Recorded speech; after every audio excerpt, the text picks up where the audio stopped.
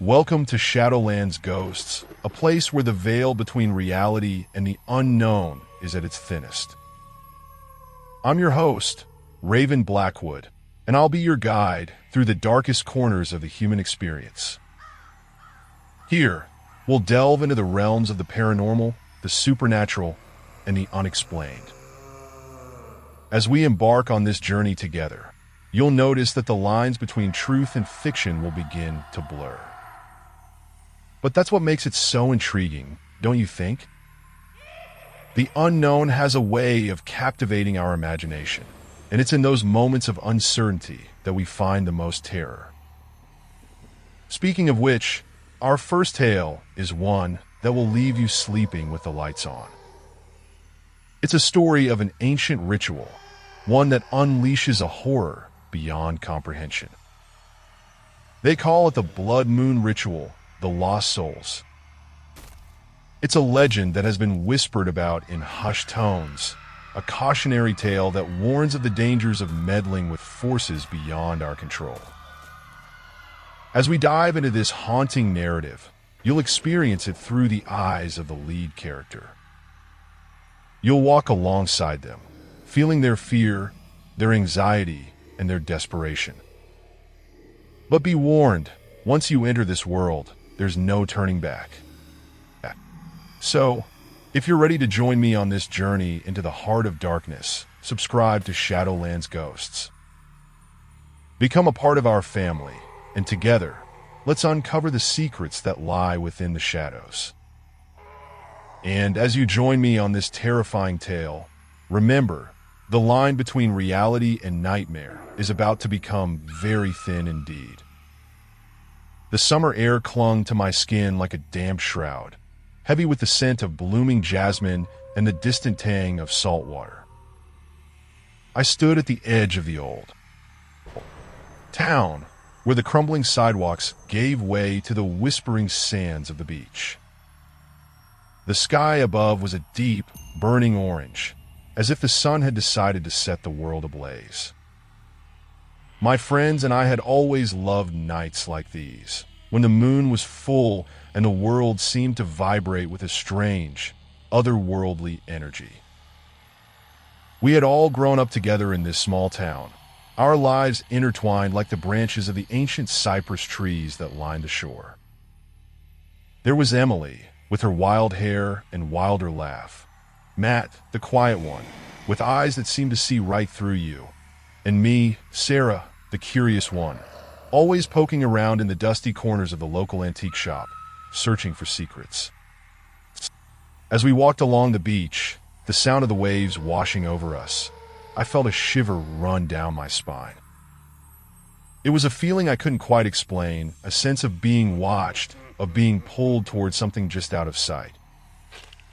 I glanced over at my friends, but they seemed oblivious to the tension that was building inside me.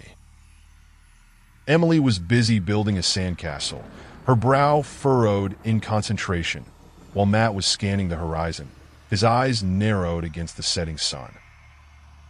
I followed his gaze, and that was when I saw it, a figure standing at the edge of the waves, its back to us.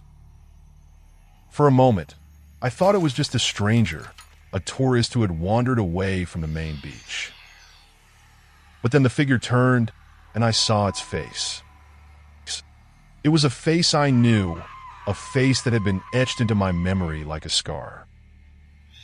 It was the face of our town's local legend, a woman named Aria who had gone missing years ago, under circumstances that were still shrouded in mystery. They said she had been involved in some sort of dark ritual, a ritual that had awakened forces beyond our control. I felt a cold sweat break out on my skin as the figure began to walk towards us. Its eyes seemed to be fixed on me, and I could feel a strange, pulsating energy emanating from them. I tried to speak, to warn my friends, but my voice was frozen in my throat. As the figure drew closer, I saw that it was carrying something in its hand, a small, leather-bound book. The cover was adorned with strange symbols, symbols that seemed to dance and twist in the fading light. I felt a shiver run down my spine as the figure opened the book and a low, whispery voice began to recite a phrase that sent chills down my spine. Blood Moon Ritual, the Lost Souls. It was then that I knew our lives were about to change forever. The days that followed were like a slow-burning fire, each moment building on the last, fueling a sense of unease that I couldn't shake. It started with small things. Emily would find strange symbols etched into the sand, only to have them disappear a moment later. Matt would hear whispers in the night, whispers that seemed to come from all directions and none at the same time. And I would see Aria's face, her eyes watching me from the shadows, her presence lingering like a ghostly specter. At first, we tried to brush it off as mere coincidence, the product of overactive imaginations. But as the occurrences grew more frequent, more intense, we knew that something was amiss. It was as if the very fabric of our reality was unraveling, revealing a thread of darkness that had been hidden beneath the surface all along.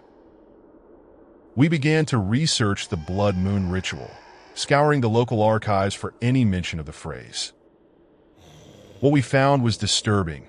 A series of gruesome murders had taken place in the town's history, all of them linked to the ritual. The victims had been found with strange symbols carved into their flesh, symbols that matched the ones on the leather-bound book. As the full moon drew closer, the occurrences grew more frequent, more intense. Emily would wake up in the middle of the night, her heart racing, with no memory of how she got there.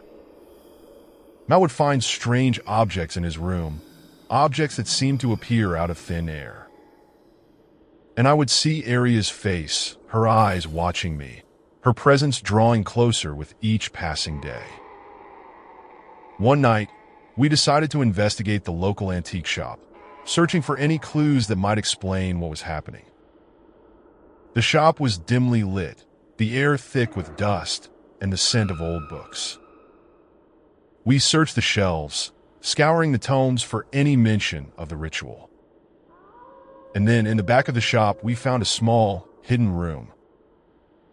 Inside, we found a collection of artifacts, each one linked to the ritual. There were ancient relics, strange symbols etched into the walls, and a series of journals belonging to a man named Malcolm. As we flipped through the pages, we discovered that Malcolm had been a member of a secret society, a society that had been dedicated to uncovering the secrets of the Blood Moon Ritual. But as we read on, we realized that Malcolm's obsession had come at a terrible cost. He had become consumed by the ritual, his mind warped by the dark forces that lay beyond. And in the end, he had paid the ultimate price, his body found with the same symbols carved into his flesh. As we left the shop, the full moon hanging low in the sky, we knew that we were running out of time. The ritual was coming, and we were the only ones who could stop it. But as we walked back to our homes, the shadows seemed to grow longer, the darkness deepening, and I couldn't shake the feeling that we were being watched, that Aria's eyes were still on us, waiting for the perfect moment to strike. The air was thick with tension, the anticipation building like a slow-burning fire. We knew that the night ahead would be one of reckoning, a night that would change our lives forever. And as I lay in bed, my heart racing with anticipation, I couldn't help but wonder, would we survive the Blood Moon Ritual, or would we become its next victims? As I lay in bed, my heart racing with anticipation, I couldn't shake the feeling that we were being watched, that Aria's eyes were still on us, waiting for the perfect moment to strike. The air was thick with tension, the anticipation building like a slow-burning fire. It was then that I heard the whispers, the same whispers that Matt had been hearing for weeks. But this time, they were louder, more urgent. I threw off the covers and got out of bed, my eyes scanning the room for any sign of movement. But there was nothing.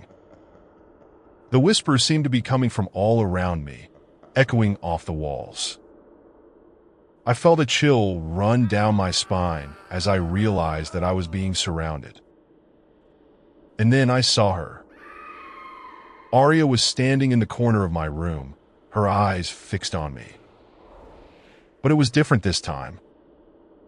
Her eyes were no longer just watching me. They were pulling me towards her. I felt an irresistible force drawing me closer, as if I was being pulled into a dark and ancient world. As I took a step forward, the whispers grew louder, more urgent. I felt myself being pulled towards Arya, towards the darkness that lay beyond. And then I saw it. The symbols on the leather-bound book were etched into her skin, pulsing with a malevolent energy. In that moment, I realized the true nature of the horror. Arya was not just a ghostly presence. She was a vessel for an ancient and malevolent force. The blood moon ritual was not just a sinister plot. It was a doorway to a dark and ancient world, a world that was hungry for human sacrifice. As I stood there, frozen in terror, Arya's eyes seemed to burn with an otherworldly intensity. I felt myself being pulled towards her, towards the darkness that lay beyond. And I knew that I was running out of time. The ritual was coming, and we were the only ones who could stop it. But as I looked into Arya's eyes, I realized that we might already be too late. The darkness had already claimed her, and it was coming for us next. In that moment, I knew that we were facing an enemy that was beyond human comprehension. The blood moon ritual was not just a horror. It was a doorway to a dark and ancient world, a world that was hungry for human sacrifice. And we were the next ones on the menu. The realization hit me like a ton of bricks. We were not just fighting for our lives. We were fighting for our souls. The darkness that lay beyond the ritual was not just a monster. It was a force of nature, a force that would stop at nothing to claim us. As I stood there, frozen in terror, I knew that I had to act fast. I had to find a way to stop the ritual, to close the doorway to the dark and ancient world. But as I looked into Arya's eyes, I realized that it might already be too late. The darkness had already claimed her, and it was coming for us next. I took a step back, my heart racing with fear_counter Silambatam Pluriver C. Jid eventual fest entertain circuiters brawn Urigijo Ilton / Kmadiji brawn Angi circuit curl colon. Dismant Q curl do circuit diet / Kmedmelden Brenorkamos 593 Branovi brawn 593593593 circuit brawn 587 boot brawn Evelimus Bos 593 subtotal liabiliora perch curl subtotal polyilton brawn hollowell. As I stumbled backward, my eyes fixed on the figure before me. The words on the wall seemed to blur and distort, like they were being rewritten in real time.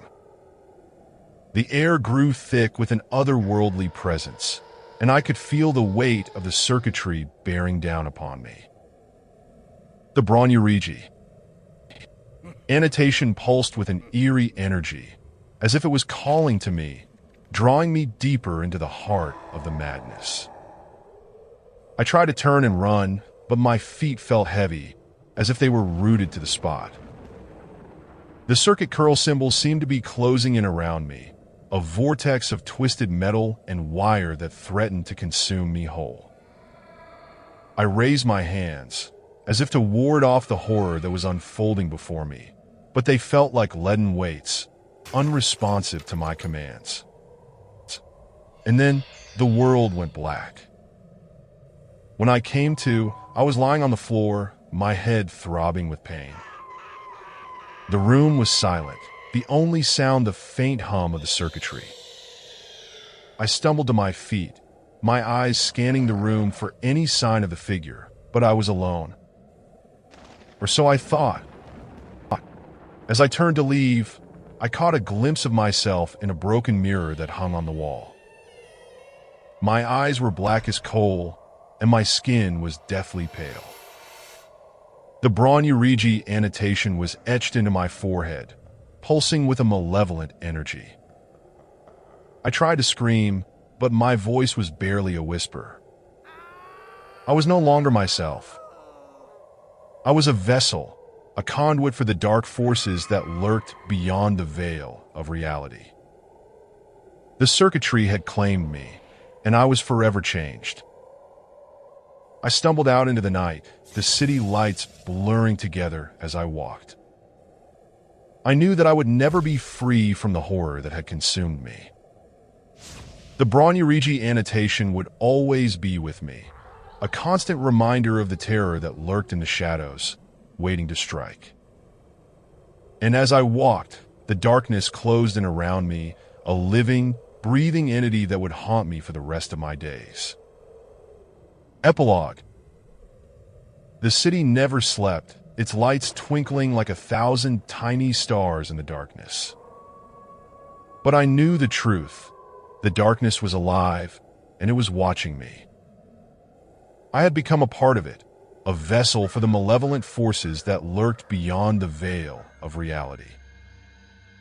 Years went by, and I learned to live with the Bronurigi annotation etched into my forehead. It pulsed with a faint energy, a reminder of the horror that had consumed me. I tried to lead a normal life, but the darkness was always there, lurking just beneath the surface. And then one night I saw it. A figure standing in the shadows, watching me. It was the same figure I had seen in the room, the one with the twisted metal and wire. The circuit curl symbol seemed to be etched into its skin, pulsing with a malevolent energy. I tried to run, but my feet felt heavy, as if they were rooted to the spot. The figure began to move towards me, its eyes glowing with an otherworldly energy. I raised my hands, as if to ward off the horror that was unfolding before me, but they felt like leaden weights, unresponsive to my commands. And then the world went black. When I came to, I was lying on the floor, my head throbbing with pain. The room was silent, the only sound the faint hum of the circuitry. I stumbled to my feet, my eyes scanning the room for any sign of the figure, but I was alone. Or so I thought. As I turned to leave, I caught a glimpse of myself in a broken mirror that hung on the wall. The Bronurigi annotation was still there, pulsing with a malevolent energy. But something was different. The symbols seemed to be spreading, etching themselves into my skin like a twisted metal vine. I realized, with a jolt of horror, that I was not alone. The circuitry had claimed me, and I was no longer human. I was a vessel, a conduit for the dark forces that lurked beyond the veil of reality. And I was not the only one. The city was full of us, vessels for the malevolent forces that lurked in the shadows. We were the circuit curl, a twisted, metal network of human vessels, connected by the dark energy of the Bronurigi annotation. And as I walked through the city, the darkness closed in around me, a living, breathing entity that would haunt me for the rest of my days. I knew that I would never be free from the horror that had consumed me, that I would always be a part of the twisted, metal network that lurked in the shadows, waiting to strike. The circuitry had claimed me, and I was forever changed. I was the Bronurigi, a monster, a vessel for the dark forces that lurked beyond the veil of reality. And I was not alone. Wow, I am truly humbled by the time you've taken to watch this video, and I want to start by saying thank you. Thank you for being part of this journey, for sharing in the darkness and the horror that has consumed me. Your engagement and support mean the world to me, and I'm so grateful to have you as part of this. Community. As we conclude this episode, I want to leave you with a sense of excitement and anticipation for what's to come. If you've enjoyed this content, I invite you to subscribe to our channel for more thrilling stories, eerie atmospheres, and thought-provoking themes. By subscribing, you'll not only be supporting the creation of more content like this, but you'll also be joining a community of like-minded individuals who share your passion for the darker side of life.